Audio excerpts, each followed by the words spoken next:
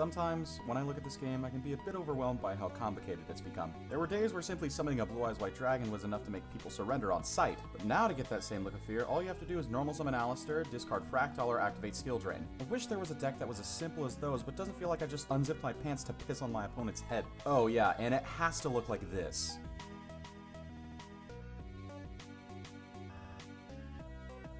Dragonmaid is one of the most easy to understand decks in the meta because they all have simple summon effects and they don't have to steal 2 other archetypes to be useful. I mean, you can, but for those of us that are just getting into it, let's just stick with the basic and steal 1 card instead. As the name implies, they are dragons and maids, each with 2 forms that they can transform into at the start of the battle phase based on their level. Level 2s go to 7s and level 3s go to 8s. If you don't have the brain cell to understand how that works in game, I can make a reservation to lend you mine by next Sunday. But if you're gonna run it out to play something like Invoked, I'm charging you triple because you don't even need it anyways. Give it to someone more deserving, like a Speedroid player. Laundry, nurse, parlor, and kitchen are the babies that allow you to add, subtract by 1, and subtract by 3 from your deck by setting up your hand and graveyard. And then after that, turning that grave into advantage through revival and effects of various spells and traps in said graveyard. Chamber Dragon Mommy,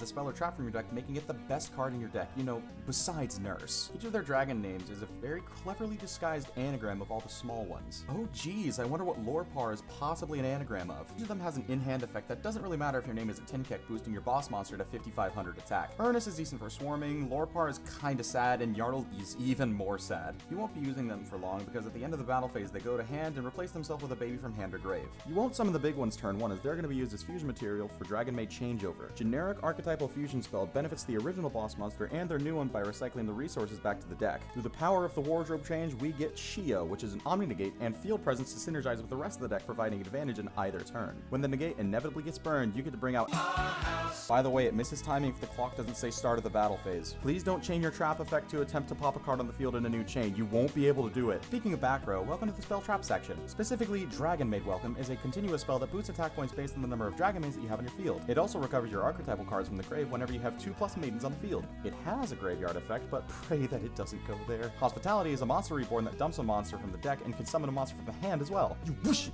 had this shit, didn't you, Elbridge? This sets up for the battle phase and can also set up your play for your main phase too. This allows you to go for the long game with the archetype, along with the final card of the archetype, Tidying. Not only does it spin a monster from your field to hand to spin a card on your opponent's side, triggering House on Resolution, it is also a spiral mission rescue in the graveyard. Wow, that's a lot of consistency for the materials that you're given. I hope that it doesn't spiral out of control, and it surprisingly doesn't. Dragonmaid is not only competent in the meta today, putting up only 1 negate or a few bounces at a time, but the sheer consistency of the resources they can produce is nothing to be scoffed at. When the size of their assets can reach astronomically high values in the 5,000s and have multiple negates on board, it almost reminds you of Dinosaur in a way. Punching harder than my grade school bully with daddy issues, this deck has the raw power and insurance to back it up. Being dragon typed, and some being level 8, they have access to things such as Return of the Dragon Lords, Spheres, and can even be splashed with a Dragon Link deck for combo variants. It's not often that we get a waifu archetype that is actually consistent, but it's bound to happen every other year. Striker did it, Live Twin did it, and now we even have Toru coming in and reminding the meta sheep that women exist. What makes it better is that the deck is cheap, and not a lot of materials are required for the core, so this would make a great pickup in the future. Your Dragonmaid deck will be cheap, and with ease your opponent will weep. So with such little loss, you can duel like a boss. My name is Tonrep, and now I am going to sleep.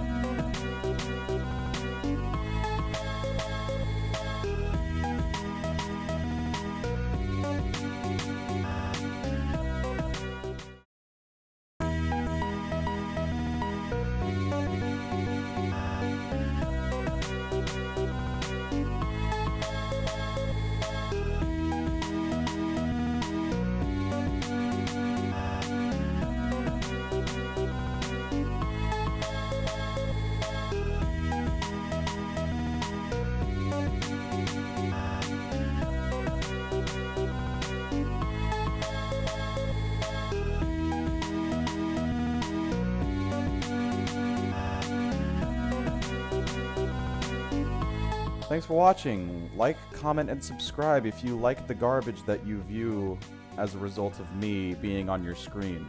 I'll see you in the next one.